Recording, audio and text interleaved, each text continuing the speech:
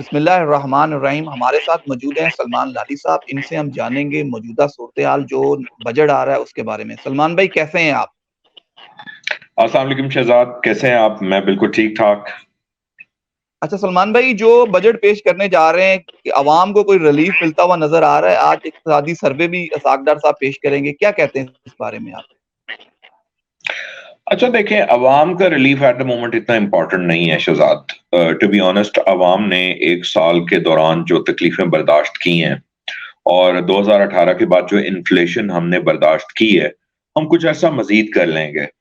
क्योंकि अगर आज हम बर्दाश्त नहीं करेंगे, तो जो आइंदा आने वाला कल है, जो आइंदा आने वाला दौर है या जो अगला माली साल है, उस दौरान जिन मुश्किलात का सामना हमें करना पड़ सकता है due to external pressure specially current account deficit, जो हमारी एक्सटर्नल कमिटमेंट्स हैं, जो हमने पैसे बाहर बोरो किए हुए हैं, वो हमने उन्हें वापस करने हैं और उसके लिए हमें जो आईएमएफ से मदद दरकार है, दीगर लेंडर से जो मदद दरकार है, उसके लिए हमें अपना हाउस इन ऑर्डर करना पड़ेगा। अपनी जो फाइनेंशियल और इकोनॉमिक पॉलिसीज़ हैं या जो इक़दामात हैं, उनको in line with the international monetary organisations जो कि लेंडर्स हैं, उनके साथ करना पड़ेगा, चाहे वर्ल्ड बैंक हो, चाहे आईएमएफ हो, चाहे एशिया डेवलपमेंट बैंक हो या चाहे दीगर लेंडर्स हों, सऊदी अरेबिया, चाइना या इस तरह के ममालिक हों, जो हमें वक़्तन-फ़वक़्तन कर्ज़ देते हैं।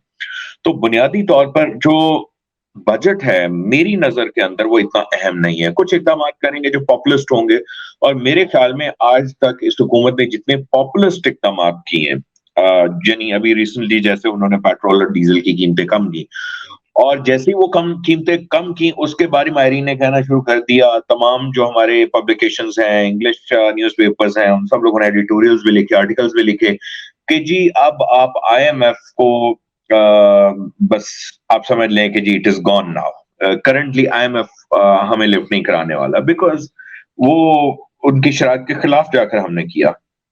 तो इसलिए नहीं मेरा मेरे लिए ज़ाती तौर पर इम्पोर्टेंट ये है कि अवाम को रिलीफ देने के बजाय आप मुल्क की मईशत को रिलीफ दे दें कि अगर आज आपने दुरुस्त इक़दामात की बुनियाद ना रखी, आपने prudent and rational and logical decision making की बुनियाद ना रखी, तो मेरे ख़्याल में आइंदा आने वाले वक़्त के अंदर ये सारे का सारा जिस तरीके से इकोनॉमी को मैनेज किया जा रहा है, ये सस्टेनेबल नहीं होगा for very long period of time. अच्छा नहीं, आप कह रहे हैं कि हम इस पे सस्टेनेबल नहीं है, तो फिर जिस तरह की हमारी सूरत-ए-हाल है, सियासी सूरत-ए-हाल है, इसको हम मज़ीद किस तरह इसको कर सकते हैं? कोई हम बैठ के अगर बात नहीं करना चाह रहे, हमारी हुकूमत नहीं बात करना चाह रही और बाकी इदारे जो हैं वो बात नहीं करना चाह रहे, तो फिर हम इसको कितना मज़ीद सस्टेनेबल किस तरह कर सकते हैं? देखिए, बुनियादी तौर पे मैं आपको बताता हूँ। आपने बड़ा अच्छा किया कि आपने सियासी सूरत-ए-हाल की भी बात कर दी। बतौर पॉलिटिकल एनालिस्ट अगर मैं इस सारे मामले को देखूँ, तो हुकूमत का जो इस वक़्त हमें तर्ज़ अमल नज़र आता है, वो ये है कि they have no regard for public sentiment, complete disregard for public sentiment. Elections नहीं करवाने, इसीलिए नहीं करवाने कि उन्हें पता है वो हार जाएँगे। ये उन्हें इल्म है, ये सब लोगों को इल्म है कि इलेक्शन क्यों नहीं करवाया जा रहा है। और जब वो ये कहते हैं कि जी हम इलेक्शन नहीं करवाएँगे, हमारी मर्ज़ी से इलेक्शन होंगे, तो उसका मतलब भी हमें पता है कि वो बेसिकली किसी एक मखसूस जमात या किसी एक मखसूस लीडर को या मखसूस सियासतदानों को नहीं कह रहे।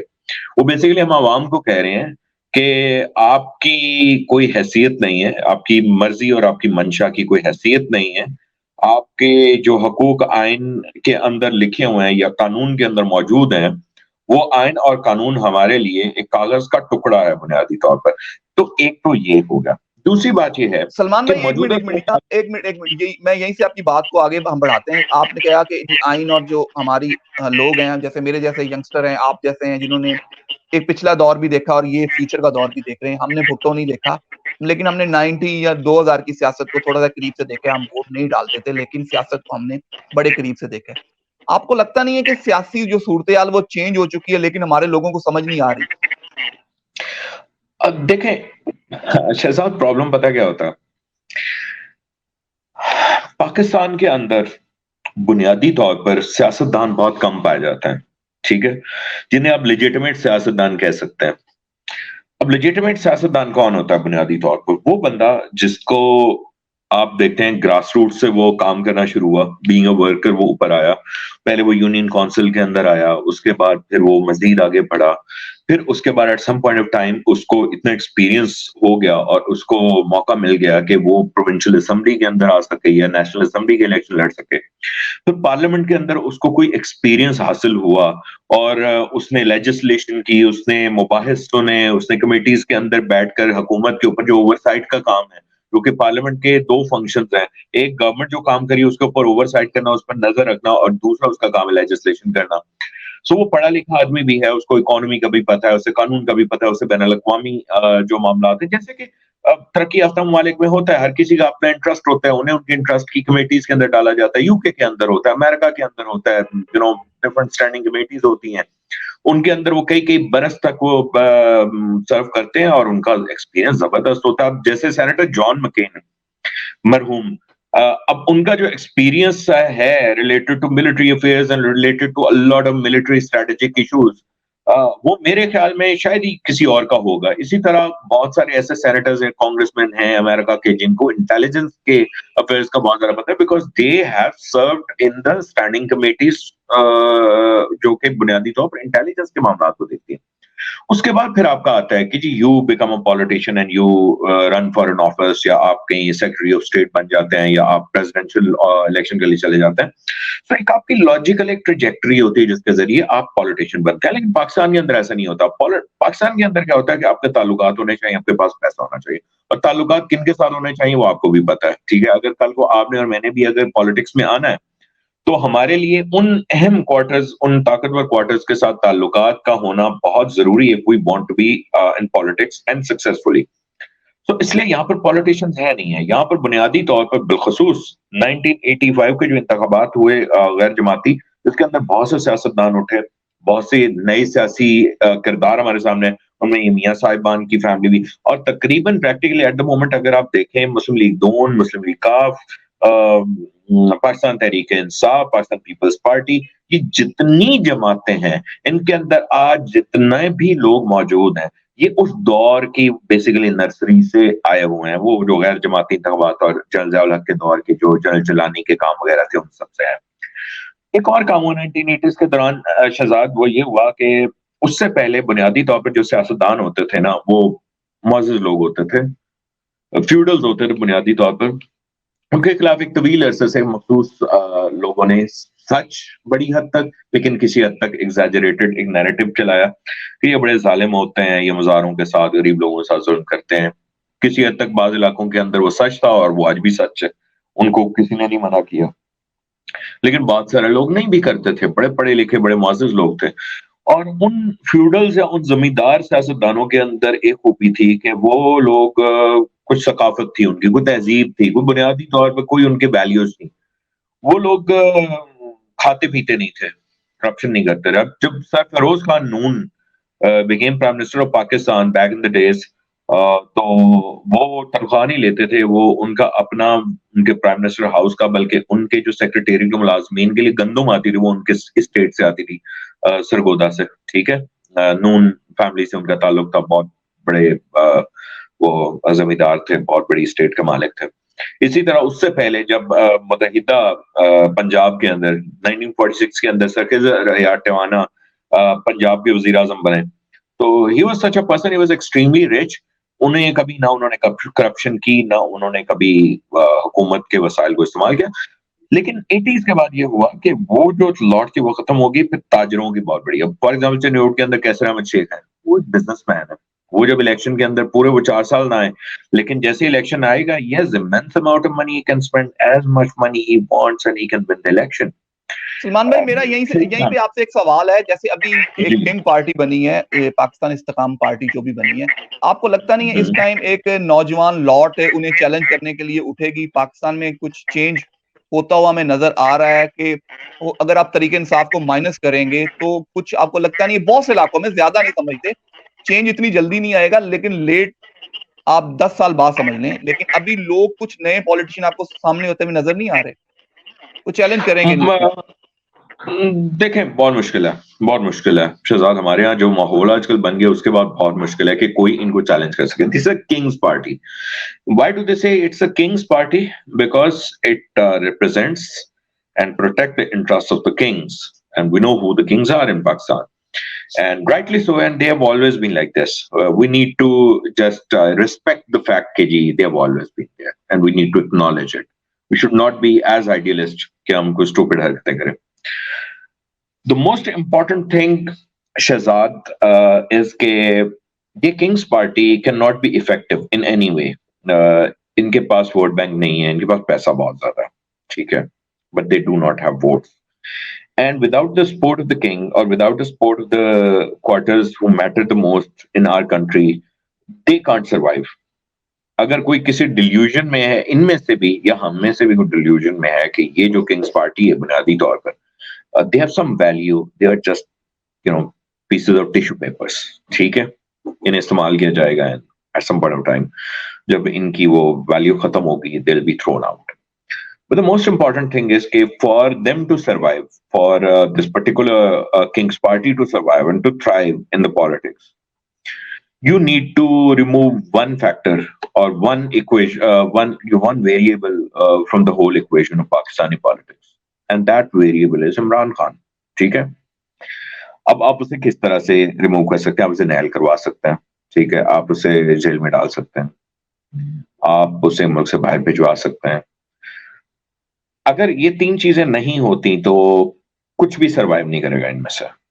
और चले हम फर्ज करते हैं अगर तीनों चीजें हो जाती हैं, इमरान खान नाअहल हो जाते हैं, ठीक है, हम समझ लेंगे वो नाअहल हो गए किसी भी केस में, क्योंकि जो हालात हमें लगता है कि वो नाअहल होंगे, जेल जाएंगे, तो आपको लगता नहीं कि शाह महमूद कुरैशी को आप छोड़ दें? अभी तक जो तरीके इंसाफ के लोग हैं, जो मेन हम कह सकते हैं मुराद सईद या दूसरे लोग हैं, वो तरीके इंसाफ के साथ हैं। कल शाह महमूद कुरैशी की इमरान खान से मुलाकात हुई, लेकिन जो उन्होंने रात को खिताब किया, उन्होंने कहा जी मैं जेल जाने के लिए तैयार हूं। आपको लगता नहीं कोई और जो इन फ्रूडर को, जैसे फवाद चौधरी को, इन लोगों को चैलेंज करने के लिए उन वहां से कोई पीटीआई का आम वर्कर उठेगा?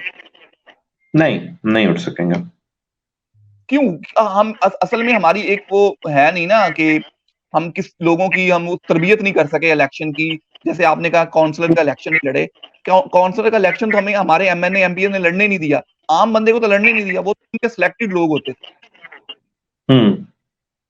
तो देखें आप इस चेंज को कब पाकिस्तान की बात करें, देखें आप पाकिस्तान की बात करें या आप दुनिया में किसी भी मुल्क की बात करें, चाहे वो यूके हो चाहे वो अमेरिका हो, सियासत पैसे से होती है, ठीक है। अमेरिका के अंदर आपकी डोनेशंस होती हैं, पैसे इकट्ठे कर लेते हैं आम आदमी से। पाकिस्तान के अंदर वो वाला कल्चर नहीं है कि लोग डोनेट करें आपको, ठीक है, आपको फंड्स दें, आपको पार्टी फंड दे। यहाँ पर आपको अपना जाती पैसा लगाना पड़ता है। एक तो ये वजह, इसलिए आप नहीं खड़े हो सकते कभी। दूसरी बात ये कि वो नहीं कर सकेंगे, उसकी बुनियादी वजह पाकिस्तान की कुछ मारूजी हकाइक हैं। पाकिस्तान की कुछ बुनियादी तौर पर इस तरह के हालात हैं कि अगर इमरान खान को ये रिमूव कर दिया जाता है, इवन इमरान खान रहते भी हैं, तो मेरे ख्याल में अब कोई फर्क नहीं पड़ेगा। हाँ, एक स्लो एवोल्यूशन है जिसके ऊपर मेरा ईमान है कि वो होगा और मामला आगे चलेंगे। जब चलेंगे तो हालात मुख्तलिफ होंगे, जो आज या हमने माजी में कभी देखा है उससे हालात मुख्तलिफ होंगे। लेकिन immediately I don't think anybody can confront the PDM government and the parties in PDM and this Kings party.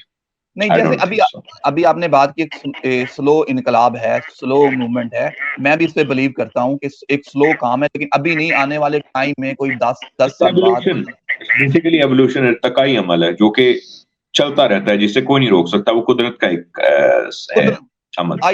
I agree. और वो ये अभी आने वाले कुछ टाइम में हमें इसका नतीजा सामने आएगा। फिलहाल नहीं हम इसको कह सकते कि कोई नतीजा सामने आएगा। नहीं, हम नहीं देख सकते। देखें, बेसिकली बुनियादी तौर पर एक हुआ है कि पाकिस्तान के अंदर ऐसा नहीं है कि जी प्रो डेमोक्रेसी या प्रो पीपल आवाजें नहीं होती थी पहले। वो आजकल हम देखते हैं मुख्तलिफ जो पीडीएम के साथ मुंसलिक लोग हैं या उनके जो हामी लोग हैं, वो ये कहते हैं कि भाई किसी दौर के अंदर अंदरूनी सिंध से कौम पर सिंधियों की आवाजें उठती थी तो आप सब लोग जो पंजाबी थे उन्हें बुरा भला कहते थे, या कराची से उर्दू स्पीकिंग कॉम्प्रेसों की आवाजें उठती थी तो आप उन्हें बुरा कहते थे, केपीके से उठती थी तो आप उनको बुरा कहते थे।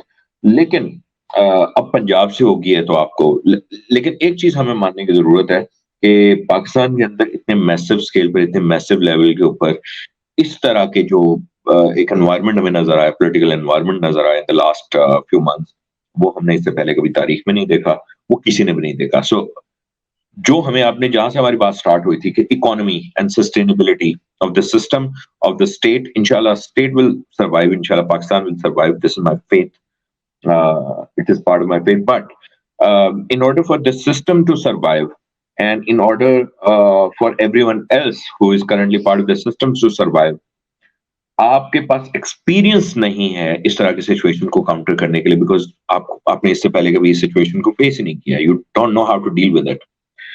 एंड आप अगर पुरानी प्लेबुक से इस सिचुएशन से डील करने की कोशिश करेंगे तो ऑब्वियसली उसके कॉन्सिक्वेंसेस होंगे, कुछ फोरसीन कुछ अनफोरसीन। So they know the foreseen consequences, but they haven't been able to calculate what could be the unforeseen consequences of these tactics. The old, era के एक tactics अभी तक use हो रहे हैं. But a lot of people are writing about it. A lot of people are saying all of these things. कि इसके जो unforeseen consequences and they could threaten the existence of the whole system. Which is a bad thing, I think, obviously. Sustainable होना चाहिए ये system, चलना चाहिए मुल्क, because देखें, operation can be an extremely painful experience, and the kind of nation we are, honestly, we are not very hardworking people. We don't stand for our rights. We don't care about, a lot of things that are happening in our country, and this has been going on for a very long period of time, almost, in the last 7-8 decades. यही वजह है कि आज हम इस मकाम के ऊपर पहुंचे हैं। So this system not only suits the powers to be, but also suits us Pakistanis, people who want to live in the comfort zone, people who do not want to come out of their comfort zone. Actually we are not prepared, Shahzad, to be honest, we are not prepared to face the unforeseen. अगर for example जहां से बात हुई थी economy की, I would like to direct your attention towards that as well, कि अगर खुदा न खास्ता आपके मुल्क को डिफॉल्ट का सामना करना पड़ता है, आप डिफॉल्ट करते हो ऑन योर कमिटमेंट्स टू पे back the loans and interest, तो उसके क्या नताइज होंगे? लेंडर्स डेफिनेटली आप पर कुछ कंडीशंस इंपोज करेंगे, आपके पूरे के पूरे मामला जो हैं वो तब्दील हो जाएंगे, इन्फ्लेशन बहुत ज्यादा बढ़ जाएगी। यानी अगर आज आप लाख रुपए कमाते हैं तो आज जो लाख रुपए में आप अशिया खरीद सकेंगे, शायद उसके बाद वो 50,000 में भी आपको मुश्किल से मिलेंगी चीजें, ठीक है? सलमान भाई, मेरा सवाल भी यही है ना कि हम जिस जगह पे खड़े हैं, लोगों को एक उम्मीद दिलाई जा रही है कि हमें पता चाइना से पैसे आ रहे हैं, सऊदी अरेबिया से पैसे आ रहे हैं, ये दोस्त ममालिक हमें पैसे दे रहे हैं, लेकिन जो हमारी अंदर की खाना जंगी जो सियासतदानों की हो रही है, हम उसमें मिल बैठने के लिए तैयार ही नहीं है, उसका कोई हल निकालने के लिए तैयार नहीं है। जब तक हम मिल बैठेंगे नहीं, कोई प्लान नहीं दे सकेंगे, तो ये किस तरह हम कंट्रोल कर सकेंगे? इंटरनेशनल लोग हमें क्यों मदद करेंगे? हम सुपर पावर को आंखें दिखाने के लिए कैसे खड़े हो जाएंगे? देखिए जी, सुपर पावर को तो आंखें दिखाने के लिए कोई भी तैयार नहीं है और जरूरत भी कोई नहीं है, ऑनेस्टली। हम मिल बैठने को तैयार नहीं है, बिल्कुल तैयार नहीं है, इसलिए हम हमारे यहाँ सियासतदान है नहीं, ऑनेस्टली, इंक्लूडिंग इमरान खान साहब। अगर वो पॉलिटिशियन होते, if he was a good politician, if he was a good statesman, he would have avoided to do a lot of things that he did in the last 1 year, despite being extremely popular. He could have used this position as leverage, आप समझ रहे हैं, वो इसको इस्तेमाल कर सकते थे अपने फायदे के लिए, अपनी पार्टी के फायदे के लिए, अवाम के फायदे के लिए, इवन मुल्क के फायदे के लिए, because popularity is not a bad thing. But he somehow wasn't a good politician, and he isn't a good politician. That is something we know. Same is the case with Sharif. They are not politicians, बुनियादी तौर पे. They claim to be politicians, but they are not politicians, simply. अब बाकी रह जाती है Zardari family, Bilawal and his father. They are not politicians at all. I mean, they have been associated with politics, but they do not have. उनका वो wheeling dealing वाला वो जो एक है, वो भी even political attitude नहीं है. तो एक तो हम पॉलिटिशियंस नहीं है हमारे यहाँ, इसलिए हम लोग को बात करने को तैयार नहीं, इसीलिए हम लोग फोरसीन एंड अनफोरसीन कॉन्सिक्वेंसेस के हवाले से नहीं है, बिकॉज हमारे लिए बहुत सारी चीजें जो हैं वो ट्रांजैक्शनल है। जब आपके लिए रिश्ते, नाते, ताल्लुक, हुकूमत, सियासत, इक़दाम, policy making, decision making, all of this is transactional, and आप एक शॉर्ट टर्म से आगे को सोचने को तैयार नहीं हो। अब आप जैसे आपने कहा कि जो उम्मीदें दिलाई गई हैं, चाइना से हमें मिल जाएंगे, सऊदी अरेबिया से पैसे मिल जाएंगे। अच्छा, मिल जाएंगे। आप इस साल के अंदर आपने जो पैसे वापस करने हैं आप वो दे दोगे, अगले साल क्या करोगे? ठीक है। मैं इमरान खान साहब की बहुत सी चीजों से इख्तिलाफ करता हूँ, उनके तर्ज सियासत से भी मुझे इख्तिलाफ है, उनके दौरे हुकूमत के दौरान बहुत से ऐसे इकदाम हुए जिनसे मुझे इख्तिलाफ है, लेकिन मैं एक चीज मानने पर मजबूर हूँ।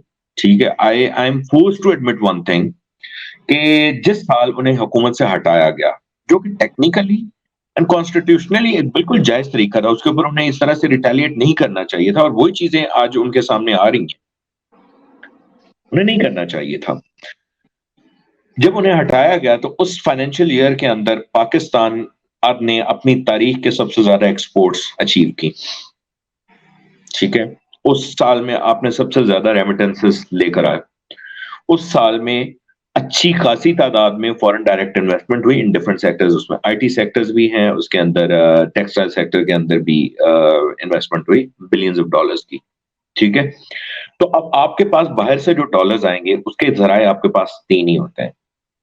एक आपकी एक्सपोर्ट है, दूसरा आपके रेमिटेंसेस हैं जो बैरून मुल्क पाकिस्तानी है वो आपको डॉलर्स भेजते हैं, वो स्टेट बैंक डॉलर्स रख लेता है या बैंकों के पास होते हैं, वो आगे आपको रुपयों में, वो आप यहाँ पर उन्हें रुपए में वो खर्च कर लेते हैं, लेकिन वो डॉलर्स जो है वो रियासत के लिए फायदा होता है। जब कोई बंदा कोई चीज इंपोर्ट करने लगता है, जब हुकूमत ने कर्ज वापस करना होता है, वो उन डॉलर्स को इस्तेमाल करती है। तीसरा जरिया होता है फॉरेन डायरेक्ट इन्वेस्टमेंट जी, वो होता है। अब ये तीन चीजें जो हैं अगर आप इनके ऊपर फोकस नहीं करेंगे तो आपको हमेशा किसी न किसी से जाकर मांगना पड़ेगा, और कोई कब तक आपको देगा? कल को वो लोग ये कहेंगे, जो कि मेरे ख्याल में अभी भी वो ये कह रहे हैं, मेरी जहां तक गुमान है, इत्तलात है, आप जो भी समझ लें, कि मुस्लिम ममालिक ने आपके सामने कुछ शराइत रखी हैं, आपकी आपसे कुछ उन्होंने मांगा है जो कि शायद आपके लिए पॉलिटिकली पॉसिबल नहीं है, और वैसे भी आपके लिए पॉसिबल नहीं है कि वो आप दे सकें। अब आपसे जब इस तरह की सूरत हाल आ जाए ना, तो इसे हम कहते हैं कि जी आपकी सॉवरेनिटी कॉम्प्रोमाइज हो गई, आप मुआशी तौर पर कमजोर हो गए, आपकी खुद मुख्तारी कॉम्प्रोमाइज हो गई, सॉवरेनिटी कॉम्प्रोमाइज हो गई। सो एक इकोनॉमिकली बदहाल मुल्क जिस सूरत हाल से आज हम दो चार हैं, क्या हम सॉवरन नेशन है? I don't think we are completely sovereign nation, but we should strive to become one. All I am saying is Shahzad के आप फॉर द टाइम बीइंग चलें, डिफॉल्ट से कर जाएंगे, लेकिन अगले साल क्या होगा? आप ऐसी कौन सी जादू की छड़ी लेकर आएंगे कि आपकी एक्सपोर्ट्स बढ़ जाएंगी? आप ऐसी कौन सी मतलब दम करेंगे कि आपकी रेमिटेंसेस बढ़ जाएंगे? People don't trust you any more. Remittances का कम होने का मतलब पता है क्या है? आइदर बाहर के लोग जो हैं वो आपको भेज नहीं रहे पैसे पाकिस्तानी, या वो भेज भी रहे हैं तो वो हवाला हुंडी के जरिए भेज रहे हैं।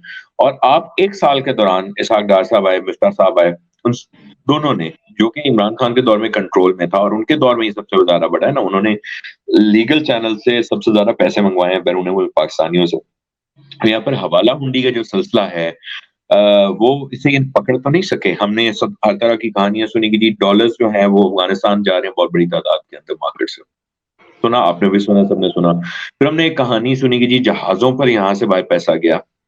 ठीक है, उसके ऊपर आज तक कभी किसी ने इन्वेस्टिगेशन नहीं की, जो कि मेरे लिए एक हैरानकुन बात है। इतना बड़ा स्कैंडल, इतनी बड़ी बात है, किसी ने इन्वेस्टिगेट करने की बात नहीं की, किसी ने हत्ता कि उसकी तरदीद भी नहीं की। अनफॉर्चुनेट बात तो ये भी है। ठीक है, तो आपके मुल्क से डॉलर्स बाहर जा रहे हैं, आप उन्हें रोक नहीं सक रहे। आपके मुल्क की जो एक्सपोर्ट्स सन 2021-22 का वो फाइनेंशियल ईयर के अंदर थी वो कम हो गई हैं। आपके मुल्क के अंदर रेमिटेंसेस कम हो गए, foreign direct investment almost non existent हो गई। तो अब उसके बाद आप क्या करेंगे अगले साल? तो ये नॉन सस्टेनेबल है ना, पूरे का पूरा जो साइकिल है वो ही नॉन सस्टेनेबल है। चाहिए आपको ये कि आपने अपनी मुल्क के निजाम के अंदर, उसमें ब्यूरोक्रेटिक निजाम है, उसके अंदर मुआशी निजाम है, उसके अंदर टैक्सेशन का निजाम है, उसके अंदर जो हमारे यहाँ रेगुलेटरी रिजीम्स है उनको आपने बड़ी डीप रिफॉर्म्स करनी है, अपनी रिफॉर्म करना है ओवरऑल सिस्टम को। आपको मैं एक मिसाल देता हूँ शहजाद, आप पाकिस्तान में रहते हैं, आपने अगर यहाँ पर पेट्रोल पंप लगवाना हो ना, ठीक है, तो आपको 11 से 12 से 19 महकमों के एनओसीज और चाहिए होते हैं इजाजतनामे, और समटाइम आपको इजाजतनामे हासिल करते करते साल लग जाता है। ठीक है, और बाज जगह पर आपको तल्लक वास्ते के जरिए इजाजतनामे एनओसीज वगैरह मिलते हैं, बाज जगह पर आपको नोट चलाने पड़ते हैं। It is an open secret. अच्छा, ये पेट्रोल पंप लगाना एक अच्छी बात है ना, मुल्क को, मईशत को फायदा है कि एक तो आपके पास जो पैसा है वो आपने रियल एस्टेट में नहीं लगाया, या आपने सेविंग करके या सोना लेकर नहीं रखा हुआ, आपने किसी एक इकोनॉमिक एक्टिविटी में लगाया। इकोनॉमिक एक्टिविटी में लगाया तो जिस जगह पर वो आपने पेट्रोल पंप लगाया है, शायद वहां पर ट्रैफिक को और ज्यादा आसानी हो जाएंगी, लोग अपना रूट वो बना लेंगे। फिर उसके साथ कोई एक आध दुकान होगी, कोई खाने वाना चलेगा, लोगों को रोजगार मैसर आएगा, फिर हुकूमत को उसमें से टैक्सेस भी जाएंगे। तो ये एक पूरी की पूरी एक छोटी सी एक्टिविटी हो रही है जिससे कुछ ना कुछ रेवेन्यू जनरेट हो रहा है for a lot of people as well as the government in the form of taxes. अब उनको फीस वगैरह भी मिल रही है, वो तो फीस आपने पे करनी है, लेकिन उसके बावजूद आपको वो करना। इतनी अच्छी चीज को आपने इतना ज्यादा मुश्किल बनाया हुआ है, आपने इसे सिंप्लीफाई नहीं किया। जो इन्वेस्टर है मुल्क के अंदर, जो छोटे मोटे कारोबार के अंदर इन्वेस्ट करना चाहता है, वो बेचारा नहीं कर पाता। लेकिन दूसरी तरफ क्या होता है, ये इंटरेस्टिंग बात है कि आपके पास अगर $1.5 लाख है, तो आप दुनिया के कई ममालिक के अंदर जाके वहां पर बैंक में जमा कराएंगे, या वहां पर इन्वेस्ट करेंगे, they are ready to give you and your family their nationality. वो आपको अपनी कौम का एक हिस्सा बनाने को तैयार है सर। ऐसे ही है। ठीक है, आप अपने मुल्क के अंदर पैसा यहाँ पे लगाने के लिए मतलब कुछ करें तो आपको यूं लगता है यार मैंने कोई फैक्ट्री नहीं लगा ली, मैंने कोई बहुत बड़ा जुर्म कर लिया। हमने 2013 से 2018 तक देखा है कि किस बंदे ने, किस किस शख्स ने यहाँ पर कोई फैक्ट्री, कोई कारखाना, कोई कुछ करने की कोशिश की है, तो किस साहब को कितने पैसे देकर, वो एक बहुत बड़ी शख्सियत के साहबजादे हों, उनको पैसे देकर आपका वो फैक्ट्री वैक्ट्री लग पाती थी, अदरवाइज नहीं। यानी आप अपने मुल्क के अंदर कारोबार करें तो आपके इदारे, आपके ब्यूरोक्रेट्स, आपके सियासतदान, आपके ताकतवर लोग इस तरह से बिहेव करते हैं जैसे आपको बड़ा जुर्म कर रहे हैं। और बाहर के मुल्क के अंदर, आप यूके के अंदर फॉर एग्जांपल अगर आप जाते हो ना, तो वहां पर आप अपने घर से भी कोई बिजनेस स्टार्ट करते हो, you just promise and you give them a business plan, और पैसे शो करते हो कि यार I am going to start a business there. तो वो कहेंगे अच्छा अगर आप वहां पर बिजनेस करोगे तो वहां पर आप अपने लिए भी पैसा कमाओगे, वहां पर कुछ मुलाजिम भी रखोगे जो कि यूके हैं, चाहे पाकिस्तानी नहीं याद रखो या इंडियन नहीं याद रखो, सिख रखो, बंगाली रखो, किसी को भी रखो, as long as they are in UK so they are earning something. अब वो जो अर्न कर रहे हैं उन्होंने भी टैक्स पे करना है, आपने भी टैक्स पे करना है। ठीक है, जिससे आपने कोई माल खरीदना है उन्होंने भी आपको फरोख्त करना है, तो आपने टैक्स पे करना है। किसी ने आपसे खरीदना है तो उन्होंने भी शायद आपको टैक्स जो है वो हुकूमत को देना है। तो इस सारी की सारी एक्टिविटी से बेसिकली क्या हो रहा है, उनकी इकोनॉमी को फायदा हो रहा है। लेकिन हमारे मुल्क के अंदर क्या होता है, हमारे मुल्क के अंदर ये सब चीजें नहीं है। हम जायज तरीकों से दौलत को, ओवरऑल हम बड़े अजीबो-गरीब लोग हैं शहजाद साहब। हम अजीबो-गरीब लोग हैं। हम, मुझे समझ नहीं आती मैं किस तरह से इसे बयान करूं कि इंडिया 1990s के अंदर डिफॉल्ट कर रहा था। इन्होंने अपना सोना जो है रिजर्व बैंक ऑफ इंडिया से एयरलिफ्ट करवाया, वहां पर भेजा और वहां से वो कर्ज लेकर आए। फिर यही डॉक्टर मनमोहन सिंह जो बाद में वजीर आजम बने, वहां पर वो उस जमाने में वजीर खजाना थे, और नरसिम्हा राव साहब वजीर आजम थे। और वो इतनी कोई पावरफुल गवर्नमेंट नहीं थी, लेकिन उस हुकूमत ने फैसला किया कि यार आज से हम ना तब्दील करें अपने मुल्क। उन्होंने जो पुरानी नेहरूवियन सोशलिस्ट पॉलिसीज थी जो कि चलती आ रही थी उनको खत्म किया, लाइसेंस राज खत्म किया, प्राइवेटाइज किया सारी स्टेट ओन्ड एंटरप्राइजेस को, ओपन अप किया, मार्केट बेस्ड इकोनॉमी की बुनियाद रखी। और अगले 20 साल के अंदर, बल्कि इवन 10 सालों के अंदर, बाय द टाइम 1990s 98 के अंदर, आपको याद होगा वो चैनल्स वगैरह इंडिया के देखते थे और वहां पर बड़ी बड़ी कंपनीज आ रही थी, कोक आई, बड़ी बड़ी कंपनीज ने वहां पर इन्वेस्ट किया, ये इतनी बड़ी आबादी है, वो हमारी मार्केट बन रही है and we will earn a lot of money, so they made a lot of investment वहां पर। इंडियन डेफिनेटली गवर्नमेंट ने और उनके पॉलिसी मेकर्स ने भी ये किया कि भाई अगर आप हमसे कमाना चाहते हैं तो आपको यहाँ पर प्लांट लगाना पड़ेंगे, हमें भी कोई फायदा हो, हमारे अवाम को भी फायदा हो, मुल्क को भी फायदा हो। हमने ऐसा कुछ नहीं किया सर। हमने मुशर्रफ के दौर के अंदर कुछ प्रोग्रेस की, हमने कुछ प्राइवेटाइजेशन का किया, लेकिन वो भी जिस तरह से प्राइवेटाइजेशन की उसके ऊपर आज तक बहुत ज्यादा सवालात उठते हैं। हमने उतना ट्रांसपेरेंटली शायद नहीं किया, या हमने क्लैरिटी नहीं क्रिएट की, या जो भी हुआ हमने उस तरह से नहीं किया। सलमान आज भाई, भी आप हमारे हमारे मसले मसाइल बहुत हैं, इस पे तो हम बहुत लंबी डिबेट कर सकते हैं। पाकिस्तान के जी जो मसले मसाइल हैं, एंड पे कोई आखिरी मैसेज, उसके बाद खत्म करते हैं। वीडियो हमारी काफी लंबी हो गई है, नेक्स्ट टाइम आपको हम तकलीफ देते रहेंगे, फिर इस पे कोई बात करेंगे कोई नई चीज पे, तो हम आपको तकलीफ दे। एंड पे कोई लास्ट में कोई कमेंट करना चाहे, कोई मैसेज? मैं एज अ पाकिस्तानी शहजाद कहना चाहता हूँ, जो भी ये सुन ले ये बात, और ये मैं अर्ज करना चाहता हूँ कि हालात नॉर्मल नहीं है। ये मैं फैसला साजों को भी कहना चाहता हूँ, हुकूमत के लोगों को भी कहना चाहता हूँ, किसी भी जमात के सियासतदान हो उन्हें कहना चाहता हूँ, तमाम जमातों के लीडरान को भी कहना चाहता हूँ।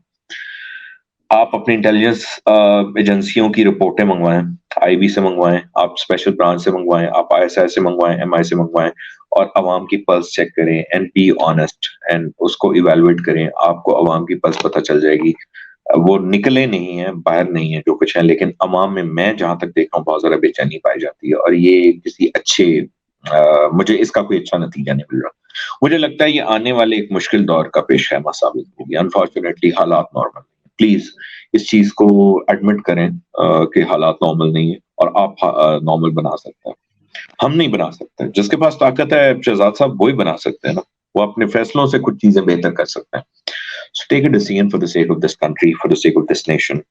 एंड मेरा एक हमेशा से एक मकूला है कि if I Shahzad don't love my fellow Pakistanis, citizens of this country, because I'm a citizen. If I don't love my fellow citizens, I can't claim to have loved this country. I'm not a patriot.